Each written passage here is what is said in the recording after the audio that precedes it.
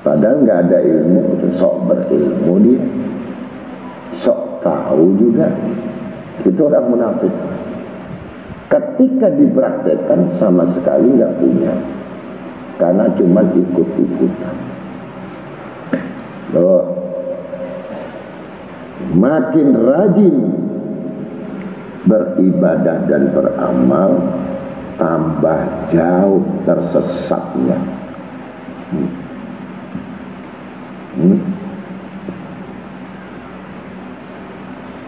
Dan dua macam manusia di dalam dunia ini. Yang pertama, kelihatannya ngaji, kelihatannya untuk ilmu, kelihatannya seseorang ternyata dia rakus terus menerus untuk menambah harta dan mengejar dunia. Na'udzubillahi min dzalik. Katanya bertambahnya rezeki, bertambahnya harta, barokah. Padahal itu yang dikejar. Dan kalau itu tujuan, udah nggak usah banyak mikir. Kamu siap masuk ranjaunya neraka, sudah. Ibadahnya siap kamu untuk dilaknat.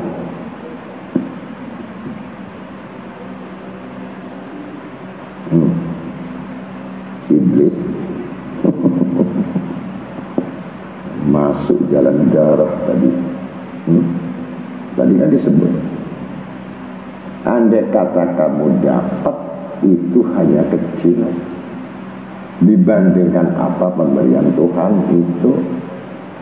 Ada yang kedua rakus,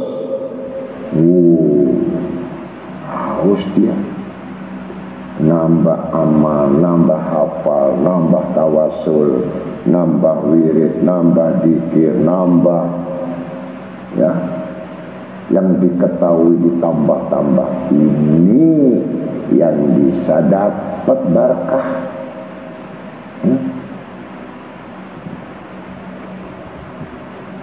Kalau mengurangi itu, keluar namanya nafsu tadi. Apa yang dicari? Malaikat jemput, modal nggak ada, mati nggak berbekal. Na'udzubillah min dzalik. Itu orang yang pertama adalah orang yang sama sekali tidak mengingat mati. Kalau orang tidak mengingat mati, pasti takut mati. Ini pertama. Yang kedua, golongan orang yang mengingat mati. Yang ketiga, yang memperbanyak, itulah yang dimaksud mengingat mati. Kalau kalau hanya sekedar mengingat mati, ya banyak lupanya. Tapi kalau orang yang banyak mengingat mati, niscaya dia akan banyak bekal untuk amal yang dibawa mati. Itu kuncinya.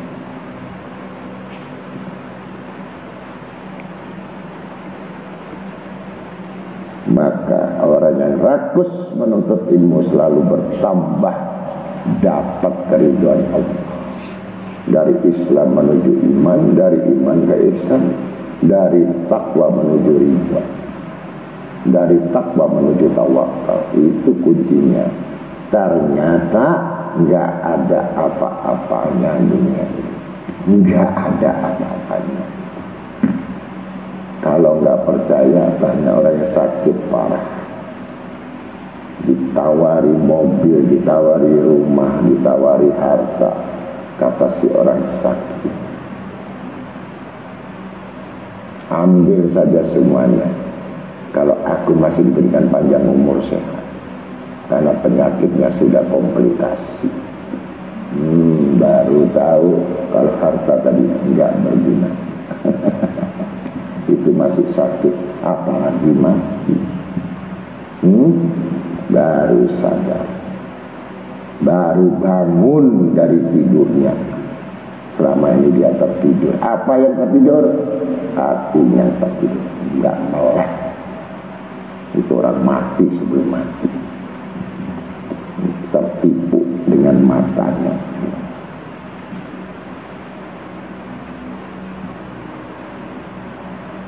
Maka qala Nabi Isa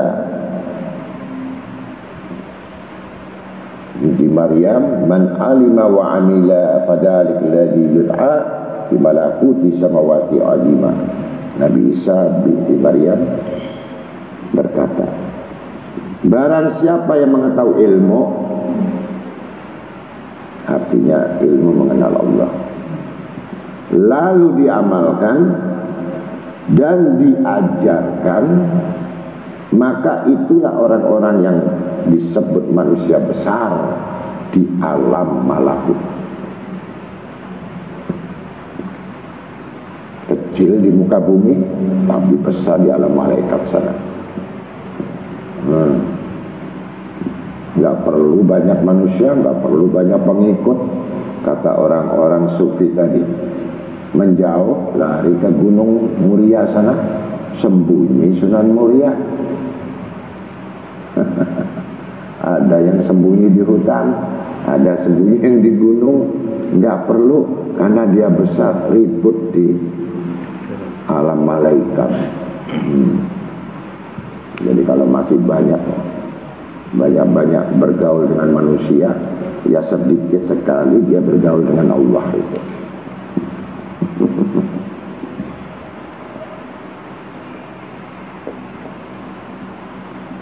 Dan hilangnya atau lenyapnya ilmu Allah SWT daripada seseorang itu diakibatkan karena tamak, rakus terhadap dunia dengan menyalahkan ilmunya untuk duniawiyah. Artinya menuntut ilmu untuk dapat dunia. Itu dari Sayyidina Umar bin Khattab, ya. Nikmatnya hilang dari ibadah, nikmatnya zikir yang hilang dari ibadah, nikmatnya baca Quran yang hilang dari hati orang beriman, karena digantikan nikmatnya dunia. Tidak ada nikmat lagi. Maka rusaklah nikmat ibadah tadi, nikmatnya dengan beramal, karena hanya menggantikan dunia itu sebagai tempat lahan, maka dihapus semua nikmat ibadahmu walaupun 1000 rakaat. Dan nikmat zikir tidak ada lagi, hanya satu maksiat. Dengan satu maksiat lenyap nikmat di dalam ibadah, akhirnya sholat biasa, zikir biasa. Ya saya jalanin ngaji biasa, nggak ada sampai bisa mendapatkan nikmat karunia yang besar dalam ibadah. Jadi gitu saja. Apalagi yang terus-terusan bermaksiat, jangan berharap ada bekas di hatinya untuk ibadah. Enggak ada. Digantikan dunia dicoret, digantikan maksiat dicoret. Udah diganti nikmat dunia, dunia maksiat. Ya bagaimana nikmat ibadah? Bagaimana niat untuk ilmu? Bagaimana niat menulis? Bagaimana zikir? Bagaimana yang ada nikmat tidur, nikmat makan, nikmat kumpul istri, suami, nikmat jalan-jalan. Ibadah enggak ada bekas, enggak ada sisa, karena sudah ditukar di dunia ini. Hati-hati merusak kenikmatan ibadah. Sedikit saja kesalahan rusaklah nikmat-nikmat amal ibadahmu.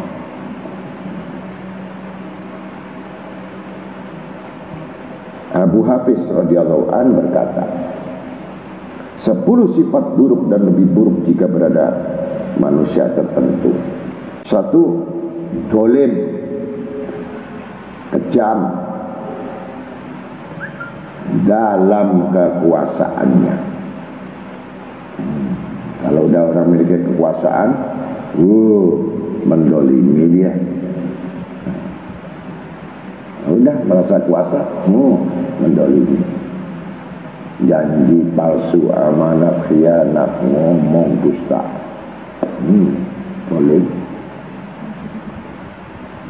Yang pertama. Yang kedua, pasti punya sifat bakhil. Apa yang bakhil? Orang berpikir bakhil itu hanya orang tidak bersedekah, tidak beramal.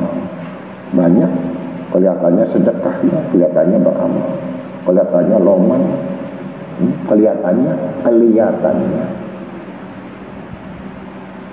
tapi tidak tersentuh sama sekali untuk ikut maulid Nabi Muhammad SAW.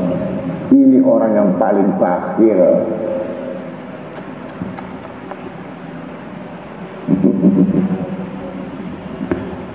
Manusia yang paling bakhil yang tidak mau berselawat kepada Nabi Muhammad SAW. Disebut nama Nabi, dia tidak tergerak, kecuali tergerak kalau ada uang. Ini orang bakhil. Paham?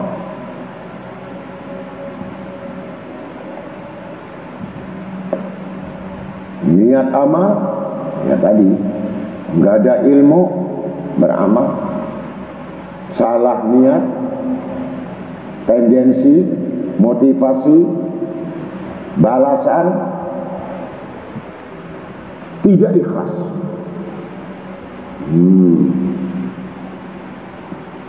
Itu termasuk golongan orang bakhil.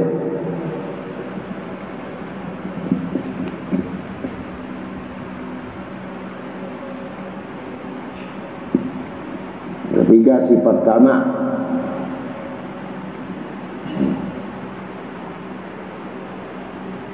Kurang terus, nggak pernah merasa syukur.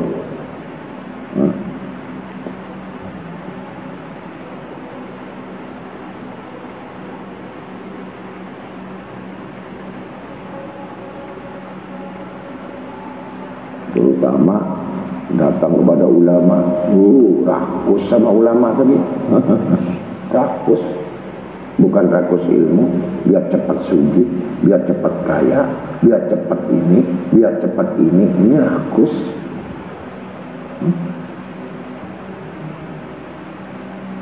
Enggak ada yang ngomong bagaimana saya selamat dunia akhirat, enggak ada. Bagaimana saya ini diterima amal saya, gimana doa saya diterima, enggak ada. Memaksa untuk mendapatkan sesuatu keinginan yang tidak disadari, yang keluar hawa nafsu melulu.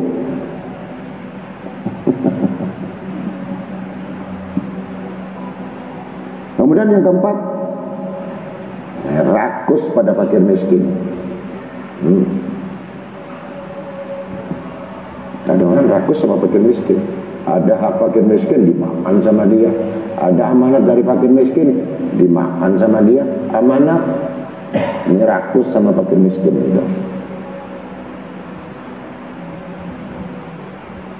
Yang kelima, tidak memiliki atau mempunyai rasa malu.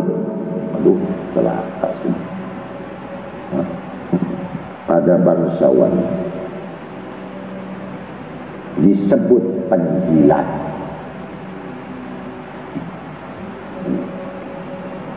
Bermuka-muka berminyak-minyak agar diperhatikan. Ini celaka sudah.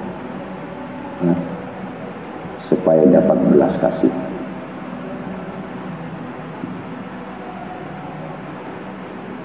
Yang keenam, berlagak gayanya seperti anak muda padahal sudah tua bangka.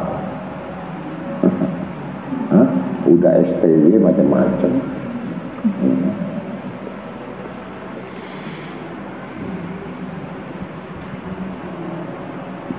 Dibilangi tua gak mau dia, dipanggil om marah, dipanggil tante, saya masih muda kenapa gak manggil nona.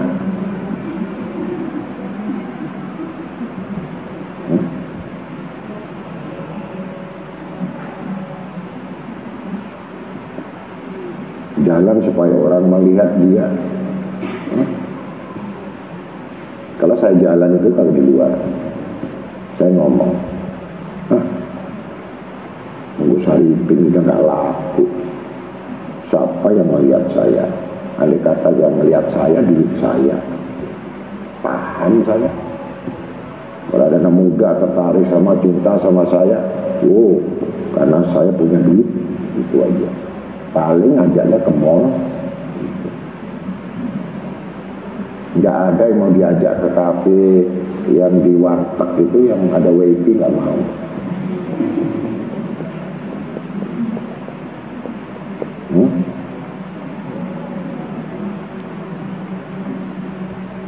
Bawa Lamborghini, Lambo Ferrari.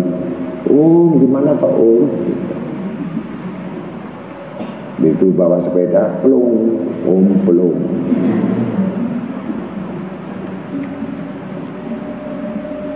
Tujuh orang laki yang meniru gaya perbuatan wanita.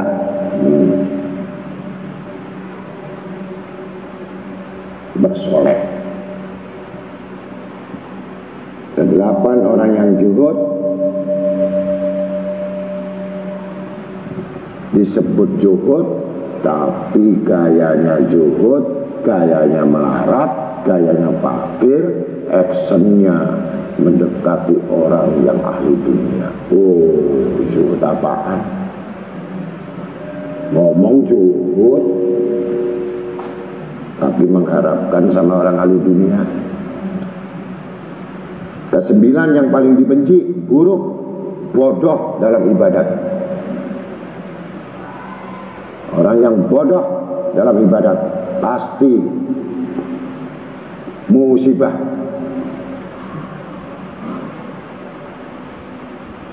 Sepuluh, miskin, fakir, sombong. Masya Allah ini. Miskin, fakir, sombong. Kalau nggak naik paciru nggak mau.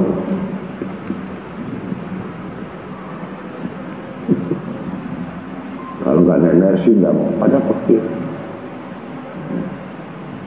Lucu itu. Ada cerita. Karena ingin mendekati yang namanya orang kaya, dia sewa mobil Mercy yang sport, ya, untuk mendekati. Yang perempuan juga gitu. Rumahnya masuk gang. Bikin satu nama Good Mas, rumahnya rumah kosong besar, ya, di termosatelit. alamatnya. Jadi ngasih sama-sama laki pembohong ketemu dengan perempuan pembohong. Nah, ini berharap saya dengan ini supaya dapat perempuan yang kaya, supaya saya nempel. Nah, yang perempuan ini supaya saya dapat orang yang kaya. Padahal sama-sama penipu. Faulaika humul mukadzibun. Ya, jodoh itu sama. Ya, kalau kamu mau jodoh yang baik, penipu, bohong, pasti ketemu penipu juga. Gak percaya. Kalau orang baik, ketemu orang baik. Kalau laler, ketemu sama laler. Gak mungkin laler ketemu sama tawon. Ya. Wis paham? Kenapa jodoh saya kok begini? Ya sama dengan kamu. Ya kan saya sudah tobat sekarang, Gus. Cerai. Kan sudah tobat. Nah sekarang sudah saya baik. Kamu, nah kok istri saya ini mokong. Nah dulu kamu mokong apa enggak? Ya saya mokong sama gitu. Ahli penzina pasti dapat ahli zina juga. Mudah gampang.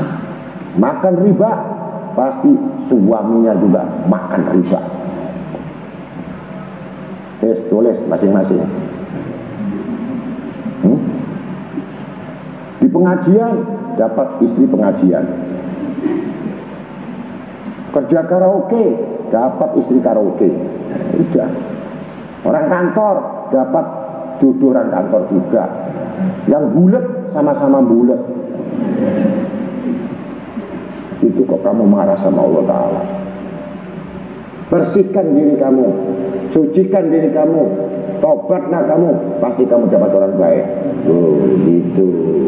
Iya, kepingin saya dapat suami yang soleh, yang kaya, kemudian yang ibadat. Mbahmu kamu dewi kelutusan di mall begitu. Ya dapatnya kamu di mall sana ya. Mudah-mudahan itu dididik itu anak-anak itu kalau cari yang baik, lakinya harus banyak ibadat, banyak zikir, banyak ngaji. Insya Allah dapat istri yang soleh. Saya sudah zikir guru, saya sudah ibadat, kok dapat istri solider.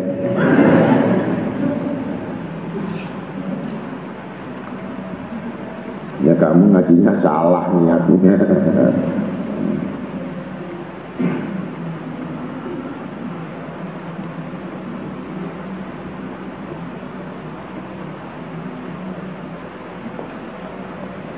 Ahli hikmah berkata, perkataan orang yang alim atau ahli hikmah itu menjadi cerita, dongeng, hiburan bagi orang bodoh. Paham sudah? Itu kayak hiburan. Dan perkataan orang bodoh itu justru peringatan bagi orang ahli hikmah. Orang bodoh kalau ngomong sama ahli hikmah, musibah bagi orang ahli hikmah itu. Aneh kan?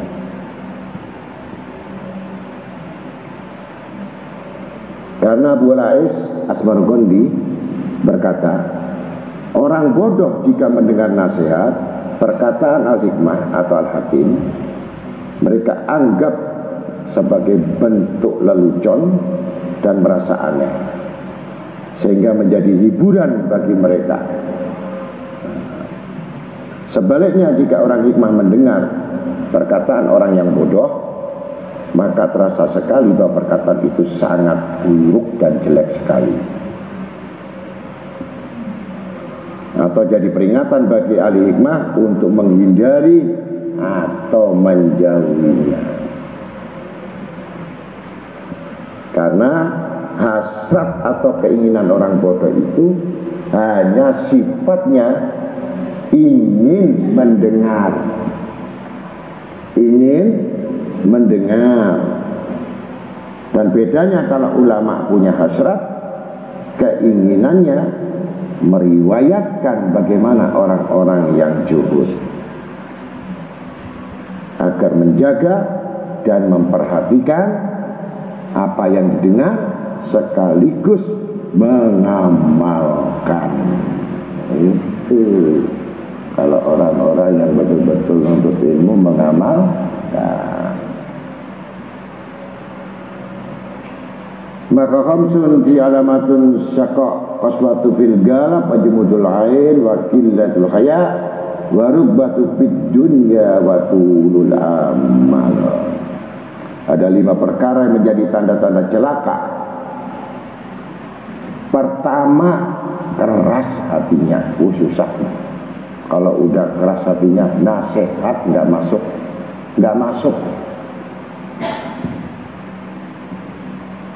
Batu sudah. Dengar keluar kanan mental atau masuk kanan keluar kiri, nggak ada. Percuma kasih nasihat orang yang keras hatinya. Dia akan mengulang lagi sama. Tinggalkan aja, nggak usah diperhatikan.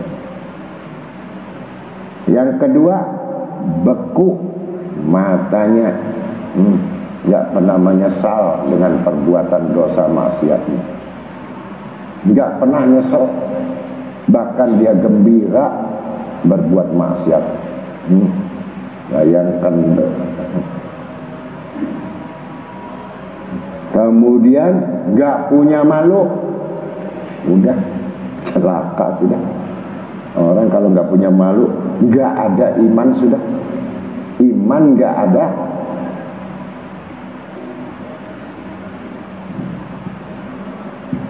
Takut nggak ada. Hilang sudah harga diri, hilang sudah kehormatannya, hina dunia akhirat. Bahkan sedikit aja malunya dia nggak punya.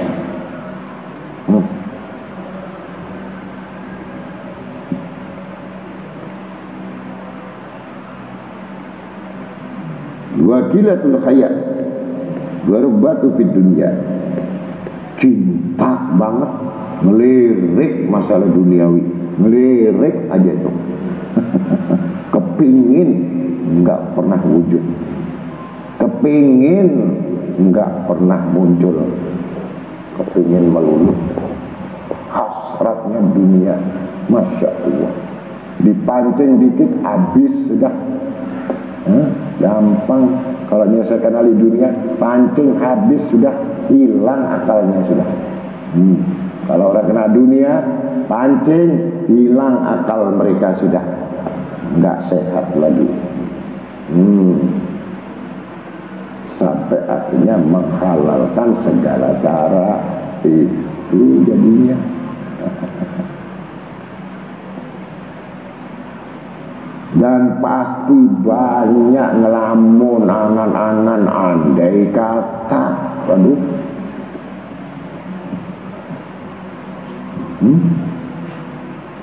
Terus dibawa dalam pikirannya, dibawa dalam tidurnya, dibawa dalam hatinya, sampai mati dibawa.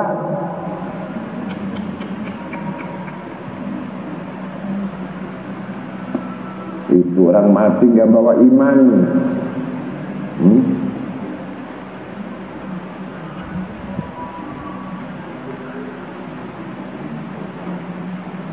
Berkata Syekh Abdul Wahab Asy-Sya'rani rahimahullah, jangan terjerumus kalian di dalam lembah kemaksiatan yang merusak kenikmatan.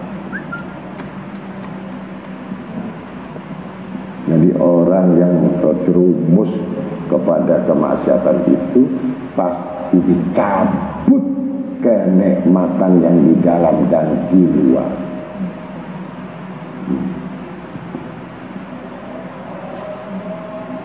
Wa inna alaikumul hafidin kiraman katibin ya'lamuna ma taf'alun. Padahal sesungguhnya bagi kamu ada malaikat-malaikat yang mengawasi pekerjaanmu dan perbuatanmu, yang mulia di sisi Allah, yang mencatat pekerjaan-pekerjaan itu pekerjaan mereka apa-apa yang kamu kerjakan. Surat Quran Al-Infitor 10-12. Siapa yang mencatat? Siapa yang melihat pekerjaan itu? Malaikat kiroman dan katibin.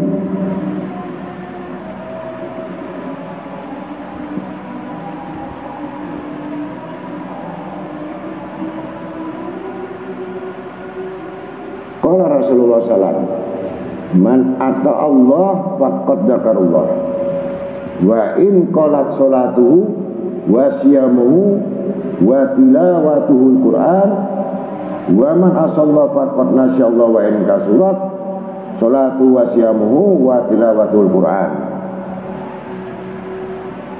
Rasulullah SAW bersabda, barang siapa yang taat kepada Allah, yang benar-benar dia dzikir kepada Allah atau ingat kepada Allah, maka benar dia telah berzikir kepada Allah, walaupun sedikit sholatnya, walaupun sedikit sholatnya, walaupun sedikit puasanya, dan bacaan Al-Qur'annya.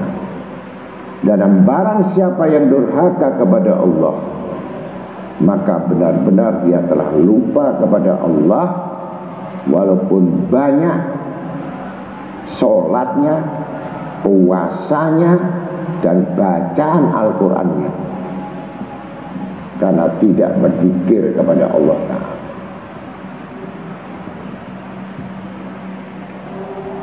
Man la yadhkurillah ta'ala faqad bari'a minal iman.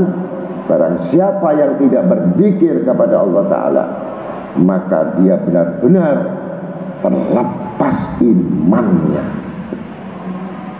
Ini hadis Imam Tabrani radhiyallahu anhu.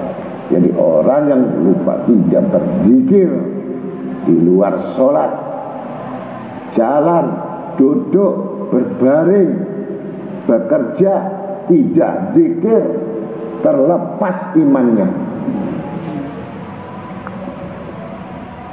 Karena itulah orang yang lupa kepada Allah, sesuai dengan ayatnya, wa qaulu ta'ala fi kitabil karim, alladzina yadhkurunallaha qiyaman wa qu'udan wa ala junubihim wa yatafakkaruna fi khalqis samawati wal ardh. Mereka yang berzikir, yadhkur, dengan berdiri, berjalan, melangkah, berbaring, duduk, ya, yadhkurunallah, untuk berzikir mengingat Allah. Wa yatafakkur, dan berfikirlah kamu apa yang dijadikan oleh Allah Ta'ala.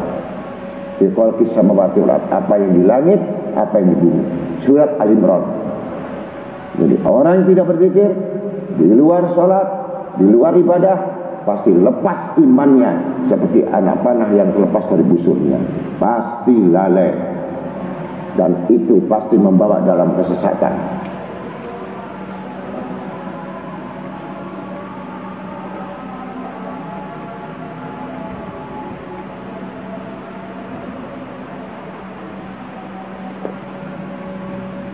Maka dari situlah letak daripada sesuatu yang mana perintah-perintah Allah, fadkuruni udkurkum. Dalam siapa yang mengingat aku mengingatnya. Tapi barang siapa yang tidak mengingatku, aku pun melupakan dia. Pikir sendiri hidupmu, susah sendiri, Allah gak turut campur. Orang lalai. Ketika jalan mati, habis namanya sul khatimah. Ketika tidur tidak berzikir, meninggal enggak bawa iman. Ketika makan kesedak dengan duri, bahar rumah sakit, mati, enggak bawa iman.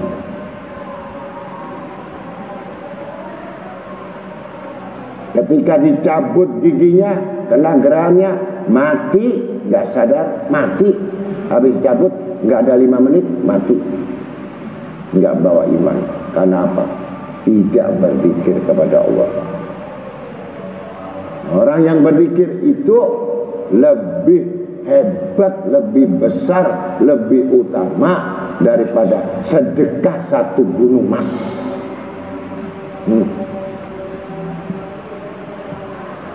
Dan paling dicintai Allah Ta'ala. Saya tidak bisa bersedekah, kita nggak bisa beramal. Tasbih itu sudah berzikir. Tasbih baca, itu yang disebut orang yang beramal. Itu yang disebut orang beramal menurut Al-Imam Al-Ibad wal Bilad Al-Habib Abdullah bin Al-Haddad. Tadi dibagi 4 tadi. Amal semata-mata karena Allah.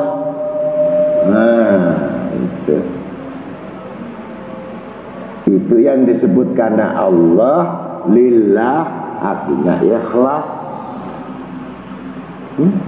Dari Allah kembali kepada Allah, hak Allah kembali hak Allah, ikhlas. Mukhlisina lahuddin, berikhlaslah kamu dalam agama. Apa tujuan ikhlas tadi? Amal tadi karena Allah. Tujuannya yang kedua, taqarruban ilallah, ingin mendekat. Itu ngerti? Kalau tujuan ini pertama amal enggak ikhlas, pasti yang kedua mendekat kepada makhluk. Tuh larinya. Kalau tidak ikhlas karena Allah, tidak karena Allah, ibadah bukan karena Allah, ibadah bukan karena Allah, sholat bukan karena Allah, bacaan bukan karena Allah, pasti yang kedua bukan taqarruban ilallah, tapi taqarruban ilan nas, mendekat, approach sama manusia, menjadi koneksi. Catat nomor WA, catat siapa yang kaya, catat rumahnya dan alamatnya, catat kantornya, bisa dihubungi, gampang, dikit-dikit minta tolong.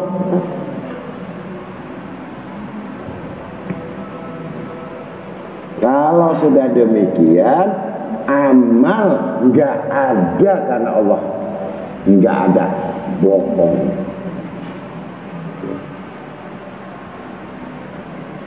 Apalagi tadi takut. Kalau orang sudah dekat sama Allah, takut. Apa takut?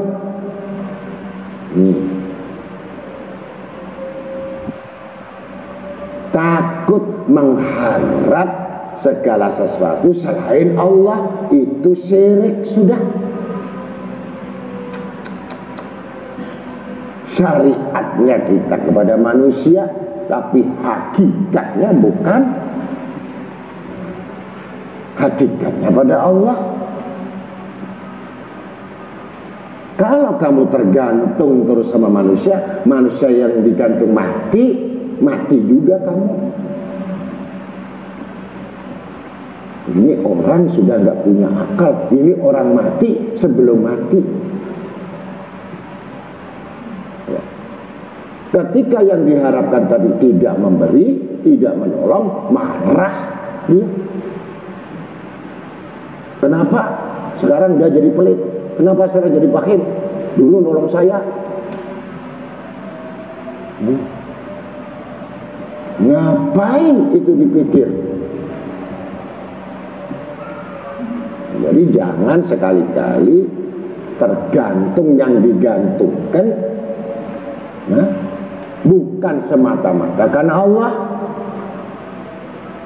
Celaka sampai anak istrimu dan keturunanmu. Bahayanya. Yang kau dapatkan dari orang-orang yang kamu sudah tidak punya malu berharap dengan manusia, maka anakmu semua bikin malu sama Allah.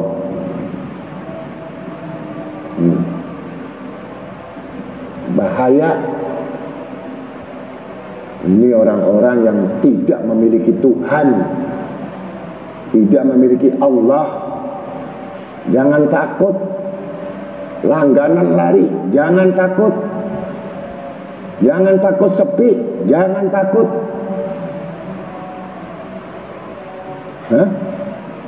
Lemah manusia itu, semua manusia lemah. Apa yang diharapkan sama manusia? Mereka hanya bersombong diri terhadap harta mereka. Memangnya apa kita?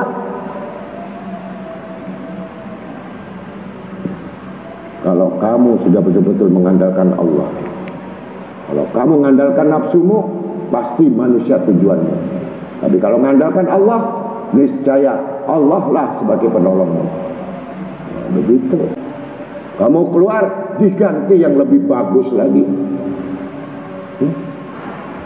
Yang kamu keluar, digantikan lagi sama Allah Ta'ala 10 kali lipat yang berharta lagi. Kalau orang sudah menjagakan Allah, enggak ada bangga kita dengan Allah, bukan bangga sama orang kaya. Celaka, hina seseorang tadi. Nah, mudah-mudahan itu kita nasihat. Yang keempat tadi baru malu.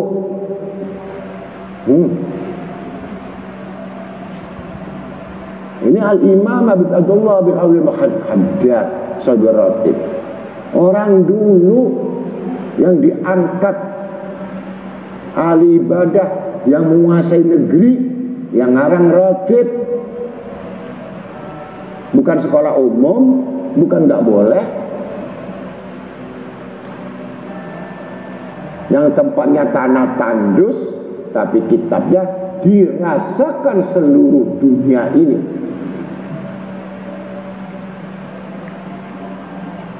Barang siapa yang takut kepadaku, punya malu kepadaku, maka akan kubuat mereka mulia di langit dan di bumi. Tuh. Jangan mencari pujian sama manusia, jangan cari pujian sama makhluk. Bebas hati, bebas dari segala hal.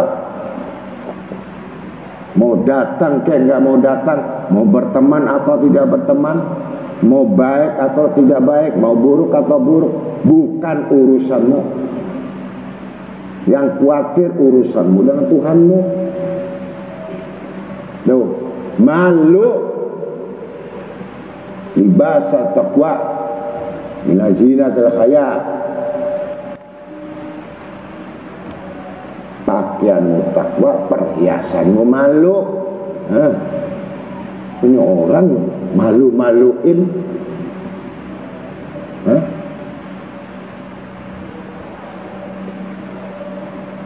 Udah tahu begitu, ya udah kita jalani. Jangan sekali-kali kita menggantungkan, mengharap dari tangan manusia. Dihina seluruh keturunanmu, menjilat kamu kepada pimpinan, menjilat kamu kepada orang kaya, semua anakmu jadi penjilat nanti semuanya. Pohon berbuah tidak jatuh dari uang.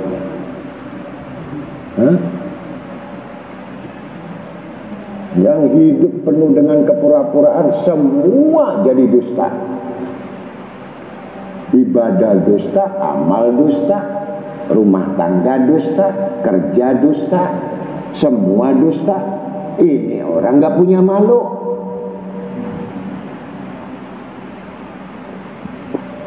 Mending kalau saya dulu tidur di rumah, berangkat taklim, harus modal pertama dari Imam Abdullah Haddad tadi. Pertama, saya datang karena Allah. Yang kedua, saya datang untuk mendekat. Bagaimana cara mendekat kepada Allah. Ketiga, bagaimana saya merasa milik, jadi takut kepada Allah. Yang keempat, jadikanlah kamu Kita ini malu kepada Allah, tidak menjalankan semua amal dan perintahnya Allah. Ini wasiat Al-Imam Sahibul Ibad wal Bilad Al-Habib Abdullah bin Al-Haddad. 4 ini kalau diuraikan lebih lagi, diungkapkan lagi, bab bagaimana itu ikhlas, bab bagaimana orang yang takruban kepada Allah, dekat kepada Allah, bagaimana orang yang takut kepada Allah, bagaimana orang yang malu kepada Allah. Itu babnya ada 4 bab yang dalam kitab yang lain yang banyak disebutkan. Karena waktu tidak sempat untuk kita ungkapkan. Mudah-mudahan Allah Ta'ala selalu memberikan petunjuk kepada kita, diberikan kesempatan kita untuk bisa menguraikan dan mengungkapkan dengan izin Allah. La haula wa la quwata illa billahil aliyil azim. Wassalamualaikum warahmatullahi wabarakatuh. Allahumma salli wa sallim